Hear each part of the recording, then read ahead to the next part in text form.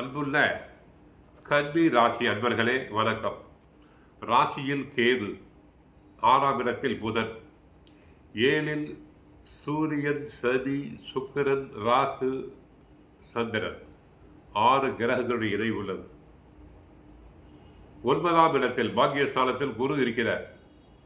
10இல் செவ்வாய். ராசியாதிபதி புதன் சுக்கிரன் சேர்க்கை பெற்று 7இல் சஞ்சரிப்பதாலும் 9இல் குரு இருப்பதாலும் எதிலும் தைரியத்தோடு செயல்படுவீர்கள். நல்ல வாய்ப்புகள் உங்களுக்கு கிடைக்கும். மற்றவர்களுக்கு நீங்கள் கொடுத்த வாக்குறுதிகளை எளிதில் காப்பாற்றலாம்.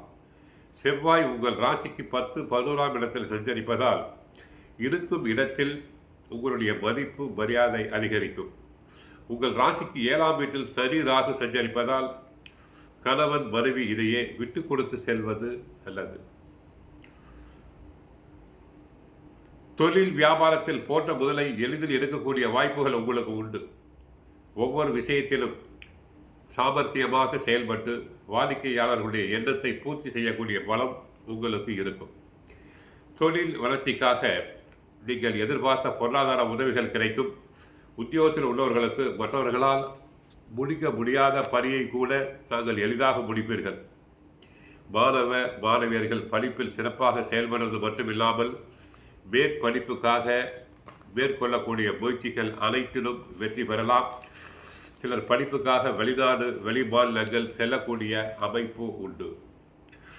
6ஆம் ராசிநாதன் சரியோடு புதன் இருக்கிறார். குரு பாக்கியஸ்தானத்தில் இருந்து ராசியை 5ஆம் பார்வையாக பார்க்கிறார். குரு நல்ல பலன்களை உங்களுக்கு செய்வார். நிதி வசதிகள் பெருகும். தொழில் உத்தியோகத்தில் முன்னேற்றம் உண்டு. சேமிப்புக்கு சாத்தியம் உண்டு.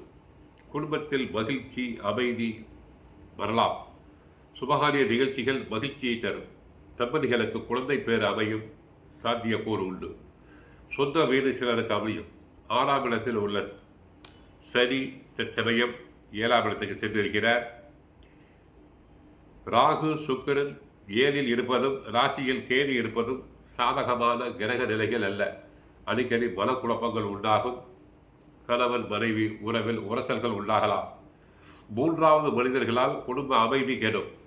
புதிய முயற்சிகளில் தடை ஏற்படலாம். அலட்சியம் இருக்கக்கூடாது. வாகன பயணத்தில் கவனம் தேவை.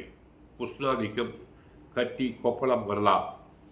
கோவிலுக்கு சென்றால் பெருமாளை வழிபடுங்கள். சுப்பிரபாதம் படிக்கலாம். கஷ்டங்கள் அனைத்தும் குறையும். வாழ்க வளமுடன். மங்களம் உண்டாகட்டும்.